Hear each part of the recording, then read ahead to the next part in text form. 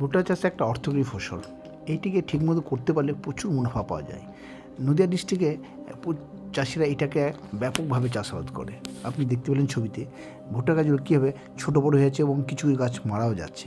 এই যে ভুট্টা গাছ মরা, এটা একটা মারাত্মক রোগ বর্তমানে দাঁড়িয়েছে, প্রত্যেকটা মাঠে দেখতে পাচ্ছি। আমি প্রথম যাওয়ার পর এটা লক্ষ্য করার পর এক বিশেষ পদ্ধতি অবলম্বন করে চাষিদিকে একটা প্রশিক্ষণ দিই এবং চাষিরা এতে প্রচণ্ডভাবে উপকৃত হয়েছে। কী করেছি আমি, চলুন বিস্তারিত বলি। চাষিরা প্রচুর পরিমাণে ঘাস মারা বীজ দেয়। এর জন্য মাটির পিএইচ একবারে নষ্ট হয়ে গেছে এবং নিমাটোডে ভর্তি হয়ে গেছে। ফলে গাছ বেরোনোর পরই, সে ভুট্টা শুধু নয়, যে কোনো গাছ বেরোনোর পর গাছ আস্তে আস্তে লাল হয়ে মারা যাচ্ছে। এটা আমি দেখার পরই আমি চাষিদিকে ডেকে জন্য আমাকে বলে এবং সেখানে কে উইল্ড, কে ম্যাজিক শট এবং কে বুস্টার, তিনটে একসঙ্গে আমি পাঞ্চিং করে স্প্রে করাই। অবাক কাণ্ড দেখতে পাচ্ছেন, জাস্ট 10 দিন পরে গাছের চেহারা সম্পূর্ণ চেঞ্জ এবং গাছ ঠিক 15 দিনের মাথায় এক সমান লেভেল চলে এসছে। এতে চাষিরা খুবই আপ্লুত হয়ে পড়ছে।